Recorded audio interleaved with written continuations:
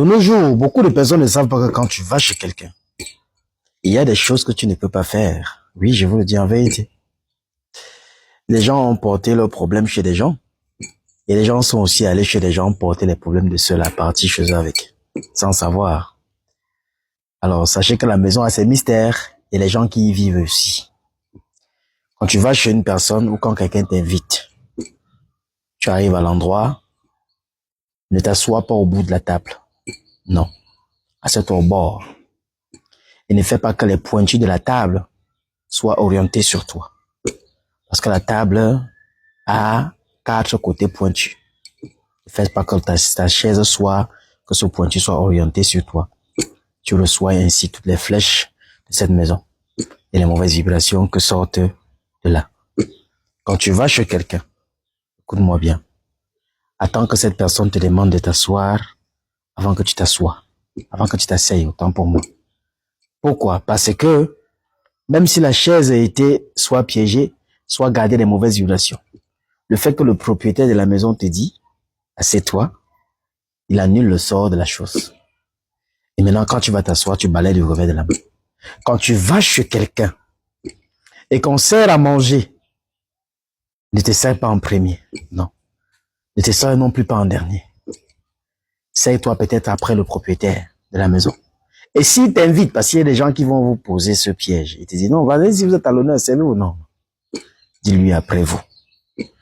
Là, quand il te sert, tu vois la façon qu'il s'est servi et tu te sers moins que lui.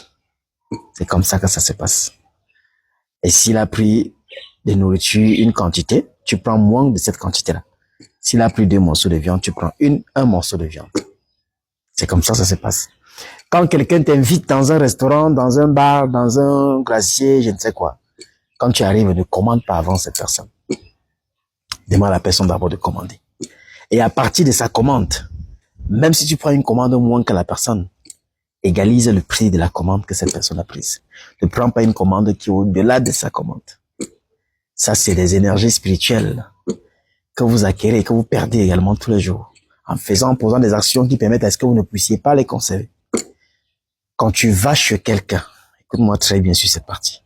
Au moment de boire, ça peut être un vin, ça peut être un whisky, ça peut être de la bière. Attends qu'ils boivent d'abord avant que tu boives. Oui. Si c'est un vin, ne l'ouvre pas. Laisse que c'est lui qui ouvre le vin, ou la personne de cette maison-là. Si quelqu'un t'a invité, n'y va pas dans le restaurant et qui te demande d'ouvrir une bouteille de vin, tu ouvres. C'est lui qui l'ouvre, et non toi. Et si, à un moment, même qu'après qu'il est ouvert, il veut te servir en premier, non, dis qu'il se sert d'abord. Et en fonction de la façon qu'il se serait servi, tu te serviras également ainsi. Quand tu vas chez quelqu'un, ne termine pas le fond de l'assiette, la nourriture. Laisse toujours un tout petit peu, que ce soit pour lui ou pour une personne de la concession. Quand tu vas chez quelqu'un, lorsque tu entres, la première chose que tu dois regarder, vérifie si tu n'es pas passé par un miroir. Oui. Est-ce que tu as traversé un miroir au couloir, devant la porte, je ne sais pas.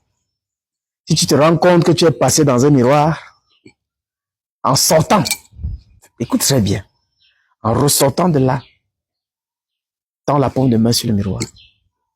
Genre, voici le miroir devant toi, en sortant, tu fais comme ça, et tu sors.